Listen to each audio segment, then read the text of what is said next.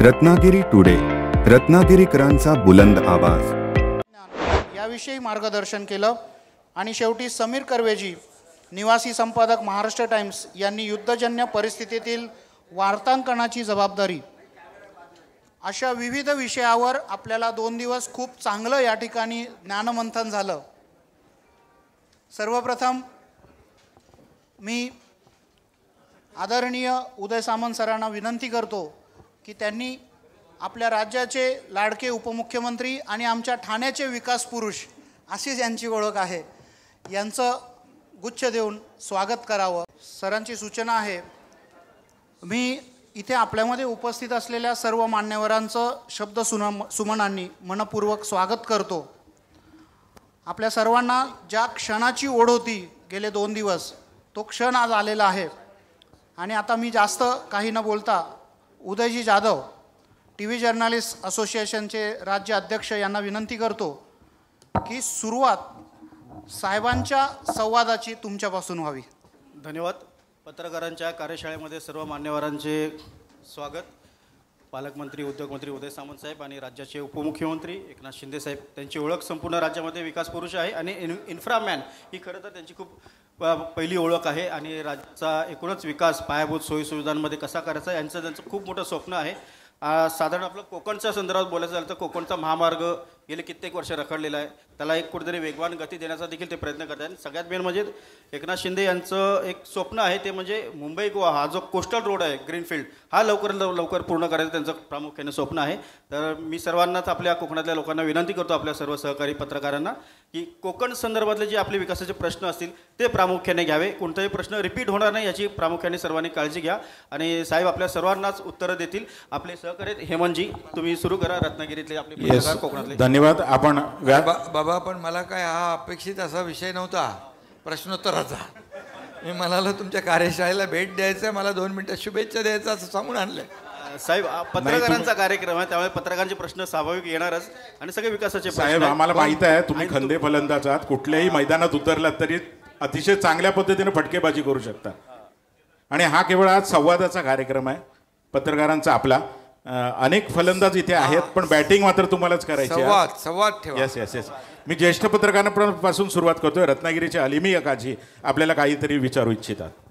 नमस्ते शिंदे साहेब। मी एकच मिनिट, सगळ्यात आधी तुमच्या सगळ्यांचं मनापासून अभिनंदन करतो, शुभेच्छा देतो। याचं कारण तुम्ही रत्नागिरी हा निसर्गरम्य परिसर या कार्यशाळेला शोधला आणि खऱ्या अर्थाने पालकमंत्री तर आहेत आणि ते नेहमीच प्रत्येक कार्यक्रमाला पाठीशी उभे राहतात। पण कोकण म्हणजे आपण पाहिलं की एवढा निसर्गरम्य परिसर, समुद्र किनारा आहे, हिरवी गार सगळी आपले जंगल आहे, सगळं आहे, डोंगर आहे, दऱ्या आहे, सगळं आहे। आणि खऱ्या अर्थाने कोकणाला निसर्गाचं जे काय वरदान लाभलेलं आहे आणि त्या भागात तुम्ही इकडे आलेला आहात। आणि मी देखील योगायोगाने आज या कार्यक्रमाला इकडे आलो, पण मला जसं उदयजींनी सांगितलं की आपले सगळे पत्रकार इकडे आलेले आहेत महाराष्ट्रातून, आणि मग मी म्हणालो आपल्याला तर त्यामुळे तुम्हाला भेटून आनंद झाला मला अनपेक्षितपणे। आणि तसं कार्यक्रमामध्ये तुमच्या कार्यक्रमाला मिस करूच शकत नाही मी, नाही तर जेवढे सगळे कार्यक्रम झालेले आहेत ते सगळे कार्यक्रम, आणि मला हा सगळ्यात महत्त्वाचा हा तुमचा कार्यक्रम आहे। नक्कीच मी तुम्हाला खूप खूप शुभेच्छा देतो। अशी कार्यशाळा, पत्रकारांची विचारमंथन, यामध्ये विचारांची देवाणघेवाण फक्त राज्यकर्त्यांची किंवा विविध क्षेत्राची नाही, पण पत्रकारांची ही कार्यशाळा होते, त्याला मी मनापासून खूप खूप शुभेच्छा देतो। धन्यवाद साहेब। आपल्यासमोर संवाद साधतात ज्येष्ठ पत्रकार अलिमिया काजी, रत्नागिरी येथील। शिंदे साहेब नमस्ते। रत्नागिरीत आपले स्वागत आहे। सर्वात आपले लाडके पालकमंत्री उदय सामंत साहेब यांनी जो 2 दिवसाचा सेमिनार ठेवला, अतिशय सुंदर त्यांनी सेमिनार ठेवला, आपण त्यांचं विशेष अभिनंदन करा की त्यांच्यामुळे आज इथे आपण आलेले आहेत। माझा छोटासा प्रश्न आपल्याला आहे की शिंदे साहेब, आपण बॅटिंग करता, बॉलिंग करता, सगळंच करता, पण ज्या उपमुख्यमंत्री म्हणून काम करताना आणि उपमुख्यमंत्री काम करताना आपल्याला काय फरक जाणवते काय, आणि त्याकडे आपण कसे पाहता? फरक काय, काम करणाऱ्याला फरक कसला? टीम तीच आहे आमची। त्या आमच्या टीममध्ये आम्ही तिघही होतो, आताच्या टीममध्ये 3 आहोत आणि आमचा अजेंडा काय आहे? अजेंडा विकासाची बॅटिंग करणे, विकासाचा अजेंडा आमचा होता. त्यामुळे सर्वसामान्य माणसाच्या आयुष्यामध्ये चांगले दिवस आणणे आणि लोकाभिमुख विकास करणे, जे थांबलेला विकास पुढं नेणे. 2.5 वर्षाचा कालावधी आपण पाहिला माझ्या मुख्यमंत्रीपदाच्या कारकिर्दीचा, हाही पाहिला आहे, पूर्वीचाही आपण पाहिलेला आहे 2.5 वर्षाचा. आणि त्यामुळे 2.5 वर्षामध्ये मला वाटतं आम्ही कमी चेंडूवर जास्ती धावा काढलेल्या आहेत. आणि इकडे विकास, दुसरीकडे लोकाभिमुख कल्याणकारी योजना. त्यामुळे बघा, आमचा अजेंडा जो आहे हा अजेंडा आहे या महाराष्ट्राच्या विकासाचा, महाराष्ट्राला पुढं नेण्याचा. त्यामुळे त्याही वेळी आम्ही 3 होतो. आता देवेंद्रजी, मी आणि अजितदादा आम्ही 3 आहोत. त्यामुळे विकासाचा वेग थांबणार नाही, महाराष्ट्र थांबणार नाही. आणि बघा, काम करणाऱ्या मी जेव्हा मुख्यमंत्री होतो तेव्हाही स्वतः कार्यकर्ता म्हणूनच मी काम करत होतो. मी सगळ्यांना जाहीरपणे सांगायचो, CM म्हणजे चीफ मिनिस्टर नाही, CM म्हणजे कॉमन मॅन. आता DCM आहे तर डेडिकेटेड टू कॉमन मॅन म्हणतो. काय फरक आहे? काय फरक नाही. साहेब, तुम्हीच आत्ता सांगितलं तर विकासाचा वेग कधीही थांबणार नाही. पण मागील 15 वर्षापासून मुंबई गोवा हायवेचं काम हे भरपूर रखडलेलं आहे आणि कोकणी प्रत्येक माणसाला याची आतुरता आहे की हा महामार्ग कधी पूर्ण होणार. कारण आत्ता तुम्ही पावसाळ्यामध्ये जर बघितलं तर प्रचंड वाताहत झालेली आहे, प्रचंड त्रास होतोय. तर याबाबत तुम्ही काही कमिटमेंट देणार आहात का? बिलकुल. मी मागच्या पावसाळ्यात आलो होतो, तेव्हा मुख्यमंत्री होतो मी. आणि मला आठवतं आहे की कशेडीचा जो टनेल होता तो एक बंद होता. आणि मी तुम्हाला सांगतो की त्यावेळेस मला माहीत होतं की आपण आता जर तो रस्ता चालू करायला गेलो तर तिथे एकतर डांबर टाकावं लागेल, बोगदा, किंवा आपल्याला कॉन्क्रीट करावं लागेल. तुमचे पत्रकारही होते त्यावेळेस. मी थेट प्रिकास्ट पॅनल घेऊन आलो होतो. रस्ते म्हणजे मोठ्या ट्रेलरमध्ये रस्ते लोड केले, रस्ते म्हणजे प्रिकास्ट पॅनल कॉन्क्रीटचे, आणि त्या आपण टनेलमध्ये अख्ख्या टाकले आणि तो टनेल सुरू झाला. त्यामुळे लोकांना फायदा झाला. दुर्दैवाने कॉन्ट्रॅक्टर बरोबर भेटले नाही काही ठिकाणी, ही वस्तुस्थिती आहे. नॅशनल हायवेचा रस्ता आहे. गडकरी साहेबांनी तर एका कंपनीला तर एवढी मदत केली, त्याला बँकेचं लोनही काढून दिलं. पण तो काही कॉन्ट्रॅक्टर चांगले निघाले तर ते चांगले रस्ते दिसत आहेत आपल्याला. परंतु दुर्दैवाने वेळेमध्ये हा रस्ता पूर्ण झाला नाही, वस्तुस्थिती आहे. आणि म्हणून हा रस्ता कंप्लीट लवकर झाला पाहिजे, यासाठी राज्य सरकार देखील पूर्णपणे त्याच्यामध्ये सहभागी आहे. नॅशनल हायवेचे जे अधिकारी आहेत तेही देखील या ठिकाणी काम करतात. PWDचे मंत्री स्वतः त्यांनी व्हिजिट केलं आहे. आणि हा रस्ता लवकरात लवकर व्हावा यासाठी पूर्ण आपल्या मताशी आम्ही सहमत आहोत. पण त्याचबरोबर दुसरा देखील आपण कोस्टल रोड जो आहे त्याचंही काम हाती घेतलं आहे. मी कालच त्याचा आढावा घेतला आहे. आणि आपण ज्या 9 खाडी पूल आहेत ते आपण जोडतो आहे. रेवस, करंजा, केळशी खाडी, आगरदंडा, रेवदंडा, बानकोट, दाभोळ, जयगड, काळबादेवी आणि कुणकेश्वर. आणि त्यामुळे देखील कोस्टल जो आहे हा एक पर्यायी मार्ग त्याला होईल आणि सगळे आपले जे काही सुंदर बीचेस आहेत ते देखील त्याला कनेक्ट होतील. आणि तिसरं, आपण एक हाती जसा पुणे मुंबई ॲक्सेस कंट्रोल रस्ता झाला तसाच मुंबई सिंधुदुर्ग हा रस्ता जो आहे ॲक्सेस कंट्रोल ग्रीनफील्ड रस्ता आपण करतो आहे. त्याची मी काल माहिती घेतली आणि त्याचा DPRचं काम सुरू झालं आहे. हा ॲक्सेस कंट्रोल रोड या पूर्णपणे कोकणाची दिशा बदलणार आहे. कोकणाचा जो गेम चेंजर ठरणार आहे. कारण जिथं आता वाकडी तिकडी वळणं आपण वळणाने जातो, आज नाही म्हटलं तरी 10, 12, 14 तास लागतात. आपण 5 तासामध्ये हे अंतर निम्म्यापेक्षा कमी वेळामध्ये आपण हे अंतर कमी करू शकतो. आणि त्यामुळे मोठ्या प्रमाणावर या भागाचा विकास होईल, चालना मिळेल, उद्योग येतील, शेतकऱ्यांना फायदा होईल आणि वेळेची बचत, इंधनाची बचत आणि या सगळ्या गोष्टी ज्या आहेत ह्याच्यामध्ये आपल्याला साध्य करता येईल. त्यावेळेस देखील आपण काम करतो आहे. शिंदेसाहेब, कोकणावरती शिवसेनेने खूप प्रेम केलेलं आहे आणि कोकण हा शिवसेनेचा बालेकिल्ला आहे. तुमचे सर्वाधिक उमेदवार देखील इकडनं निवडून आलेले आहेत. योगेश कदम असतील मंत्री, भरतशेठ गोगावले असतील मंत्री. कोकणी जनतेची मागणी हीच आहे की आम्ही सर्वात जास्त प्रेम केलं आहे तर आम्हाला सर्वात जास्त इथे निधी पण आला पाहिजे आणि विकासाची गंगा देखील इथे वाहिली पाहिजे. विशेष करून पर्यटन व्यवसाय आणि उद्योग व्यवसाय.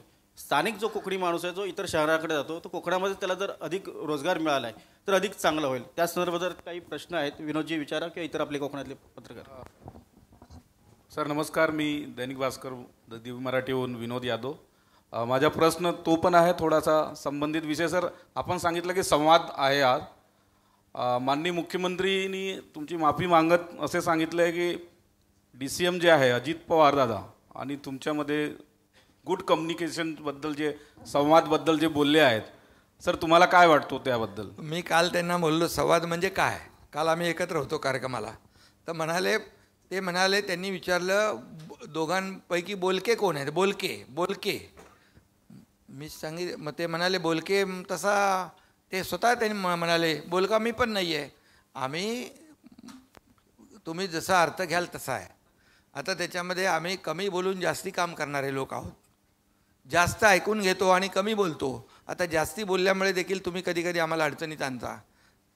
त्यामुळे आम्ही ठरवलेलं आहे कमी बोलून जास्त काम करायचं, हे आमचं धोरण आहे. आणि त्यामुळे मला वाटतं तो विषय जो आहे तो काल मी स्वतःच मुख्यमंत्री आणि आम्ही एका कार्यक्रमात होतो आणि त्याचा तो खुलासा काल झाला आहे. मला एवढंच सांगायचं आपल्याला, राजकीय भाग तर आपण चर्चा करत राहू, परंतु माझ्या 2.5 वर्षाच्या काळामध्ये मला तुम्ही जे म्हणाले निधी उदय जाधव निधी संदर्भात, तर या कोकणामध्ये इथं उदय सामंत आहेत, योगेश आहेत आणि आणखी तिकडे भरत गोगावले आणि आणखी आपले जे आमदार आहेत, या मला वाटतं यांच्या मतदारसंघामध्ये रस्ते असतील इतरही जे काही प्रकल्प असतील, मला वाटतं खूप मोठ्या प्रमाणावर निधी माझ्याकडून वितरित झालेला आहे. तुम्हाला किती मिळाले असतील? 2.5 वर्षामध्ये 3,500 कोटी रुपये योगेश कदम यांच्या मतदारसंघात मिळाले. तसे यांच्याही मिळाले असतील. आणि मिळाले असतील नाही मिळाले की नाही मिळालेले आहेत. त्यामुळे निधी जो आहे विकास प्रकल्पांसाठी जेवढा जास्तीत जास्त देता आला माझ्या 2.5 वर्ष काळात तो दिला आहे. आता देखील देवेंद्रजींच्या आमच्या टीमने देखील आम्ही यापुढे देखील विकासाला पैसे कुठं कमी पडणार नाहीत यासाठी आमचा प्रयत्न असणार आहे बिलकुल. आणि त्यामध्ये हेही आपल्याला मी सांगू इच्छितो की आता हे रस्ते आपण घेतलेले आहेत, या रस्त्यांना देखील आर्थिक तरतूद तर आपल्याला लागणारच, पण पर्यटन याच्यामुळे वाढणार आहे. कारण कोकण हे निसर्गरम्य परिसर आहे आणि यामध्ये आपला जो 720 किलोमीटरचा समुद्र किनारा आहे, आज पाणी एवढं निळक्षार आहे आणि म्हणून यामध्ये मोठ्या प्रमाणावर आपण पर्यटनाला चालना देऊ. हे बीच कनेक्ट झाले, मोठ्या प्रमाणावर लोक येतील. रस्ता कोस्टलचा झाला, मोठ्या प्रमाणावर लोक येतील. हा जो हायवे नॅशनल हायवे तो देखील लवकर कंप्लीट होईल. आणि सगळ्यात महत्त्वाचा जो ग्रीनफील्ड ॲक्सेस कंट्रोल रोड, यामुळे देखील पर्यटन खूप मोठ्या प्रमाणावर वाढेल आणि इथल्या लोकांना भरभराट होईल. आमचं एक संकल्पना आहे की इकडचा माणूस कोकणातला रोजीरोटीसाठी मोठ्या मुंबईसारख्या, ठाण्यासारख्या, पुण्यासारख्या शहरामध्ये त्याला जायला लागू नये, ही आमची भूमिका आहे. आणि त्या दृष्टिकोनातून आपण मोठ्या प्रमाणावर या सर्व भागात हाऊसबोट असतील. आता तुम्ही कुठलं एक सेंटर केलं आहे तिकडे जयगडचं, राई बंदर, हां शिवसृष्टी, हे सगळं जे आहे आपण किल्ल्यांचं संवर्धन करतो आहे, आपण प्राचीन मंदिरांचं संवर्धन करतो आहे. कोकणामध्ये देखील मोठ्या प्रमाणावर इथं दूध पापेश्वर, रत्नागिरी याच्यामध्ये देखील जीर्णोद्धाराचा म्हणजे गडकोट किल्ले आणि मंदिरं या ठिकाणी आपल्याला संवर्धन करण्याचं काम आपण करतो आहे. आणि पर्यटनाला खूप चालना आहे, वाव आहे, त्याला चालना देण्याचं काम नक्की करू. साहेब, अनेक पत्रकार परिषदा होतात, त्यामध्ये पत्रकार नेहमीच तुम्हाला प्रश्न विचारत असतात, जनतेच्या हिताचे प्रश्न विचारतात, त्यामुळे अनेक जनतेचे प्रश्न मार्गी लागतात. पण आज आमच्यातील एक ज्येष्ठ पत्रकार आहेत अरविंद कोकचे, हे पत्रकारांसंदर्भातील एक महत्त्वाचा प्रश्न आपल्याला विचारतात. ज्येष्ठ पत्रकार, बाळशास्त्री जांभेकर सन्मान योजना हे आपल्या मुख्यमंत्रीपदाच्या काळामध्ये त्याची घोषणा झाली, त्याचा शासकीय आदेश निघाला, पण त्याची रक्कम ही पत्रकारांच्या हातात कधी पडणार आहे, हा एक प्रश्न. आणि दुसरा प्रश्न असा आहे की कोकणातल्या पत्रकार हा फार मोठा श्रीमंत नाही, त्यामुळे म्हाडासारख्या योजनेतून कोकणातल्या पत्रकारांचा राहण्याचा प्रश्न सोडवण्यासाठी शासन काय करणार? पहिल्या प्रश्नाचं उत्तर देतो. जे निर्णय घेतले त्याची अंमलबजावणी पटापट करतो, लगेच ताबडतोब त्याची अंमलबजावणी करू. शेवटी पत्रकारांचा जो आम्ही निर्णय घेतलेला आहे पुरस्काराचा, आणि पत्रकारांच्या बाबतीमध्ये जे काही निर्णय आपण घेतलेत ते आपण त्याचं अंमलबजावणी करू. आणि पत्रकारांसाठी देखील घरं जी आहेत सर्वसामान्य, आता जे आम्ही हाऊसिंगचं धोरण केलं आहे, नवीन गृहनिर्माण पॉलिसी, याच्यामध्ये सर्वसामान्य लोकांना त्याच्यात घेतलं आहे. आणि पत्रकारांच्या बाबतीमध्ये देखील म्हाडामध्ये आपल्याला त्याचा अंतर्भाव कसा करता येईल याचं देखील मी संबंधित लोकांशी बोलून तोही मार्ग, मला वाटतं आता पत्रकारांना आपण घरी काही ठिकाणी दिलेली आहे. ठाण्यामध्ये दिले. हां, ठाण्यामध्ये दिली आहेत, मुंबईत दिली आहेत.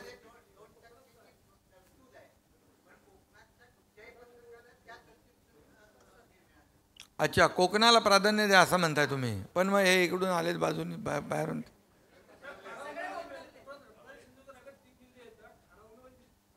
हां, ठीक आहे, त्या बाबतीमध्ये आपण नक्की म्हाडाच्या माध्यमातून विचार करू, पण त्यांना मग कुठे कुठे आपल्याला आपण देऊ शकतो याचं थोडं आम्ही एक कोकण म्हाडामधून आपल्याला करता येईल, करू आपण ते.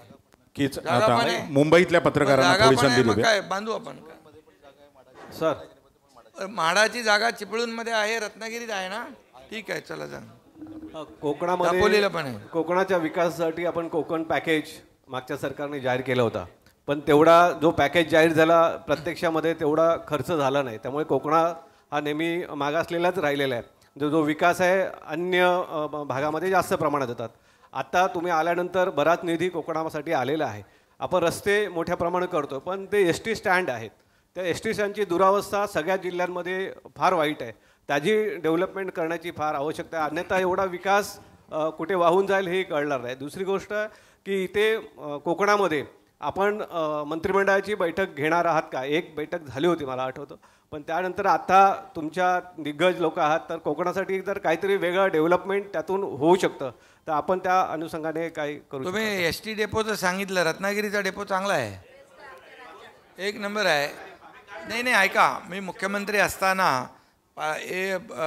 उद्योग मंत्र्यांना मी सांगितलं की हे जे सगळे एस.टी. डेपो आहेत राज्यातले, या एस.टी. डेपोमध्ये पावसाळ्यामध्ये जे खड्डे पडतात, असं धुळीचं साम्राज्य असतं, चिखलाचं साम्राज्य असतं, चिखल उडून लोकांच्या अंगावर उडतो. मी म्हणालो हे आता एस.टीकडे थोडे पैशाचा प्रॉब्लेम आहे, तुम्ही त्या एक मला वाटतं 500 कोटी रुपये 600 कोटी रुपये पूर्ण कॉन्क्रिटायझेशन करण्यासाठी दिले आणि त्याचं काम सुरू आहे. आता प्रताप सरनाईक आलेत, त्यांना मी सांगितलं एस.टीचं पूर्णपणे लुक ओव्हर चेंज ओव्हर झाला पाहिजे आणि तिथं मग ड्रायव्हर असतील, कंडक्टर असतील, कर्मचारी असतील, त्यांना सोयीसुविधा आणि प्रवाशांना सोयीसुविधा, चांगल्या कॅन्टीन असू द्या आणि त्याचं पूर्णपणे रोपडं बदला या एस.टी. स्टँडचं. त्याच्यावर आम्ही पूर्ण फोकस केला आहे आणि मला वाटतं तुम्हाला नजीकच्या काळामध्ये बदल झालेला नक्की दिसेल. धन्यवाद. आणि मुख्यमंत्र्यांशी आम्ही बोलू कॅबिनेटमध्ये, तुमची भावना, कोकणवासियांची भावना. शिंदेसाहेब, वेगळा प्रश्न होता. गेल्या काही महिन्यापासून कोकणाला जेवढं काय देता येईल तेवढं दिलं पाहिजे, कारण कोकणाने भरभरून प्रेम दिलेलं आहे. मगाशी उदय म्हणाला की खूप प्रेम आम्हाला दिलेलं आहे बाळासाहेबांपासून, त्यामुळे कोकणाला आम्ही देखील भरभरून दिलं पाहिजे, आमचं कर्तव्य आहे. आणि महायुती सरकारचं देखील कर्तव्य आहे. आता महायुतीच कोकणामध्ये आलेली आहे आणि त्यामुळे कोकणाचे जे काही बॅकलॉग आहे तो भरून काढणं यासाठी नक्कीच त्याला प्राधान्य देऊ. शिंदेसाहेब, पत्रकारांचा तर हात पण असतो, पाय पण असतो.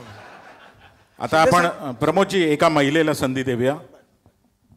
सर नमस्कार. आपल्याकडे 80-81 साली जलसेवा होती बॉम्बे टू गोवा आणि रत्नागिरी तिथे स्टॉप होता. आता 4 तासात परत रत्नागिरी आणि मुंबई सेवा सुरू करण्याचं मंत्री नितेश राणेंनी नुकतंच जाहीर केलं आहे. तर रत्नागिरीच्या स्थानकासंदर्भात जेव्हा बोटिंग सुरू होईल ती साधारण कधी होईल आणि लवकरात लवकर सुरू करण्यासाठी रत्नागिरीचा विचार करा. नाही, बिलकुल त्याच्यामध्ये सरकारने म्हणजे निर्णय घेतला आहे आणि तो लवकरात लवकर त्याची अंमलबजावणी करण्यासाठी जे काही करता येईल ते नक्की सरकार करेल, बिलकुल करेल. शिंदेसाहेब, एक माझ्यानंतर गेल्या काही महिन्यापासून शिंदेसाहेब गेल्या काही महिन्यापासून शिवसेनेमध्ये मोठ्या प्रमाणात अरे आता तुम्ही विकास वगैरे हे ते कोकण विचारा ना. आता राजकीय मोठ्या प्रमाणामध्ये इन्कमिंग सुरू आहे. डेव्हलपमेंट झाला, विकास संपला, मोठ्या प्रमाणात इन्कमिंग सुरू आहे. तर येणाऱ्या स्थानिक स्वराज्य संस्थांच्या निवडणुकांमध्ये उभाटाची काय भवितव्य असेल? अरे बाबा, आता रोज सगळे लोक येत आहेत, तुमच्या बातम्या तुम्ही छापताय, व्हिडिओ आपल्या इलेक्ट्रॉनिक मीडियामध्ये पण दररोज चालू आहेत आणि एका विश्वासाने लोक येत आहेत. काम करणाऱ्या पक्षाकडे लोक जातात, त्यामुळे काम करणारा कार्यकर्ता म्हणून ते लोक माझ्याकडे येतात. साहेब, माझा एक प्रश्न असा आहे. किशोर मोरे सर. हो sir. Sir, Kishore More, Ratnagiri Times. माझा एक प्रश्न आहे. हे नेहमी सर्वसामान्य माणसांना तो कुतूहलाचा वाटतो, अजून त्याचं उत्तर मिळालं नाही. सर्वसामान्य माणसांना एक प्रश्न अजूनही त्या कुतूहल आहे, त्याचं उत्तर मिळालं नाही. बोला ना. आमदार हे साधारणपणे सक्षम असतात, राजकीय परिस्थिती यांना माहिती असते, पण 2022 साली जो आपण उठाव केला तो आपल्यासोबत एक 50-55 आमदार गेले, त्याचा कोडा आजही समजत नाही का आपण जादू अशी केलीत? खरं म्हणजे विश्वासाचा हा भाग आहे आणि राजकारणामध्ये विश्वास आणि शब्द, दिलेला शब्द पाळणं याला मी महत्त्व देतो आणि त्या विश्वासाच्या जोरावरच आता ग्रामपंचायतचं सरपंच किंवा एखादा नगरपालिकाचा नगरसेवक इकडचा तिकडे जायला विचार करतो, पण 50 लोक जेव्हा सोबत येतात तेव्हा एक विश्वास असतो आणि दिलेला शब्द पाळतो हा एक त्यांना भरोसा असतो आणि त्यामुळे आम्ही जो निर्णय घेतला तो राज्याचा फायदाच झाला ना, राज्याचा विकास झाला, राज्य नंबर 1 ला आलंय. साहेब, 2 दिवस कार्यशाळा चालू आहे. आणि ह्या 2 दिवसाच्या कार्यशाळेमध्ये एक मिनिट जरा 2 दिवसाच्या कार्यशाळेमध्ये पर्यटनाच्या संदर्भातला आता आमची काल एक टूर झाली. पर्यटन उदय सामंत आणि फार सुंदर, म्हणजे गेल्या काही वर्षातलं पर्यटन जे डेव्हलप नाही झालं ते आम्ही काल बघितलं, बऱ्यापैकी डेव्हलप झालेलं आहे. माझे 2 मुख्य प्रश्न आहेत असे आहेत. तुम्ही मुंबई गोवा हायवे संदर्भात बोललात आहात, त्याची डेव्हलपमेंट आणि त्याला ॲक्सेस रोड पण तुम्ही कनेक्शनच्या बाबत बोलात. मुख्य एक विषय असा आहे साहेब की भोसले घाट जो आहे तिथला उदय सामंत साहेब, तर त्यातला जो टर्न आहे तो प्रचंड डेंजर टर्न आहे आणि त्या विषयाबाबत काहीतरी निर्णय घेणं अपेक्षित आहे अर्जन्सीमध्ये. आणि दुसरा प्रश्न कोगजे साहेबांनी बोललेलेच आहेत पत्रकारांच्या घरासंदर्भात. आज पत्रकारांची कार्यशाळा आहे म्हणून मला असं म्हणायचं आहे की एस टीची सेवा आपल्या पत्रकारांच्या ह्याच्यामध्ये आहे, परंतु बराच वेळा पत्रकार हे रेल्वेच्या ह्याच्यामधून प्रवास करत असतात. कोविडच्या काळानंतर सेंट्रल गव्हर्नमेंटने माझ्या माहितीप्रमाणे ह्या प्रवास बंद करून टाकलेला आहे, ॲक्रिडिशन असलेला. तो आपण लवकरात लवकर सुरू करावा किंवा त्या संदर्भात आपण पाठपुरावा, कारण आपलं दिल्लीमध्ये वर्क तेवढी आहे. रेल्वे मंत्र्यांशी सुद्धा बोलतो. एक मिनिट. आणि दुसरी गोष्ट, जर शक्य झालं तर विमान प्रवासामध्ये आणि आत्ताची जी 20,000 पेन्शन मिळते त्याच्यामध्ये काही वाढ करता आली तर ह्या मुद्द्यावर तुम्ही काही या बाबतीत नक्की विचार करू आपण, नक्की विचार करू. सर, भोसले घाटाच्या संदर्भात, भोसले घाटाचं आता मी यांच्याशी बोललोय. भोसले घाटाचं सर्वेक्षणाचं झालंय ना काम. ओके. पर्यायी रस्त्याचा सर्वे केलेला आहे. सर, विकास आराखडा राबवण्यासाठी कुठल्याही जिल्ह्याचा तिथे पालकमंत्री असणं आवश्यक असतं, कारण पालकमंत्री नसल्यामुळे निधी मिळत नाही आणि कामं रखडली जातात, कमिटीची बैठक होत नाही आहे. रायगड जिल्ह्याला पालकमंत्री मिळालेले नाहीत, तर रायगड जिल्ह्याचा जो पालकमंत्री पदाचा जो मुद्दा आहे तो यावेळी सुटेल का? लवकर सुटायला हवा. लवकर सुटेल आणि त्यामुळे विकास आराखड्यात कुठेही बाधा येणार नाही. नगर विकास विभाग माझ्याकडे आहे आणि तिथं DP मध्ये काही अडचण, लोकांच्या हिताचाच विकास आराखडा होईल. साहेब, एक सर्वात महत्त्वाचा प्रश्न जो सर्व पत्रकारांच्या दृष्टीने आहे, साहेबांचं असं एक चित्र निर्माण झालेलं आहे, एक बार कमिटमेंट कर दी. तो पत्रकारांचा सगळ्यात महत्त्वाचा मुद्दा असा आहे, 2019 साली पत्रकार संरक्षण कायदा संमत झाला, पण आजपर्यंत त्याची अंमलबजावणी तेवढ्या प्रभावाने होताना दिसत नाही आहे. तर याचं नोटिफिकेशन आपण कधी काढणार? एक फायनल डेट द्या सर्व पत्रकारांना. मी आता तातडीने मुख्यमंत्र्यांशी बोलून आम्ही त्याच्यावर निर्णय घेऊ. ठीक सर, रायगड जिल्ह्यामध्ये आणि तुम्ही जे कोविडमध्ये काम केलं. हॅलो, हां बोला ना.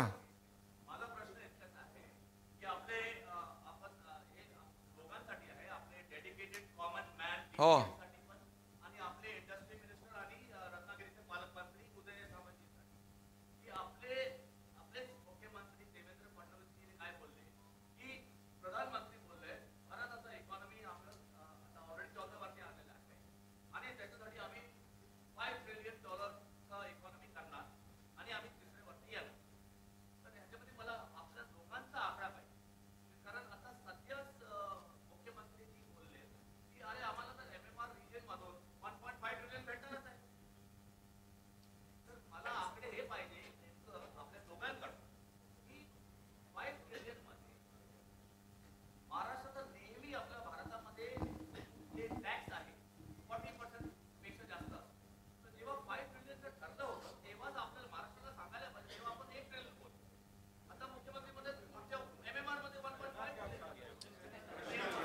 एकच सांगतो तुम्हाला, ऐका, एकच सांगतो, ऐका.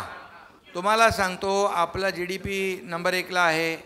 आपण एकूण देशाच्या गुंतवणुकीमध्ये महाराष्ट्र 40% आहे, नंबर 1ला आहे.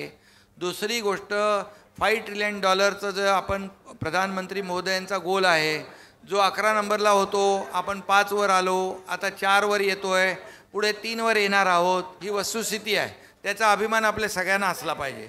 आपण जपान, जर्मनीला मागे टाकणार आहोत आणि त्याचा अभिमान आपल्याला असला पाहिजे. त्याचबरोबर नीती आयोगाने एक जे सर्वेक्षण केलं, आमची एक बैठक झाली, आपल्याला $1 ट्रिलियन आपला जो गोल आहे, त्यांनी असं सांगितलं नीती आयोगाने की फक्त MMR रिजनमध्येच $1.5 ट्रिलियन पोटेन्शियल आहे.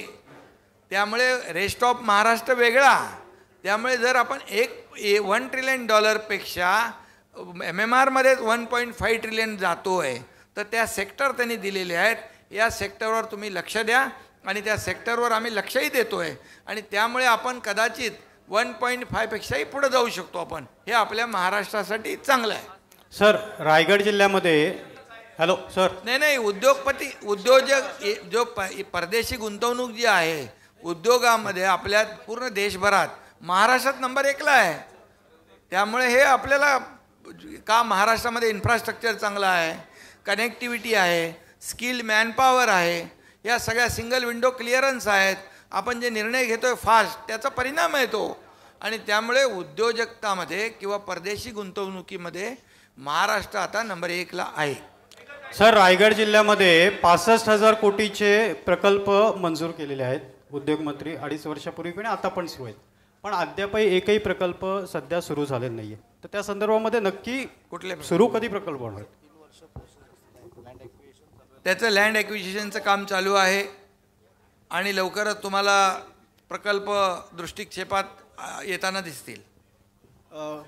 उपमुख्यमंत्री एकनाथ शिंदे साहेब, आपण आलात, खूप खूप धन्यवाद. तुमचं टेक ऑफ आहे. त्यामुळे तुम्हाला सगळ्यांना एकच मी सांगतो, कोविडमध्ये तुम्ही जे काम केलं त्याची मगाशी कोणी आठवण केली, त्याबद्दल खूप अभिनंदन. आणि दुसरी गोष्ट, पहलगाममध्ये झालेला जो हल्ला होता, त्या हल्ल्याचं चित्रीकरण करायला तुम्ही पत्रकार महाराष्ट्रातले तिकडे पोहोचले, याच्याबद्दल तुमचं मनापासून अभिनंदन करतो. जे पत्रकार गेले तिकडे आता काश्मीरमध्ये, त्यांचं मी अभिनंदन करतो आणि सगळ्यांना शुभेच्छा देतो.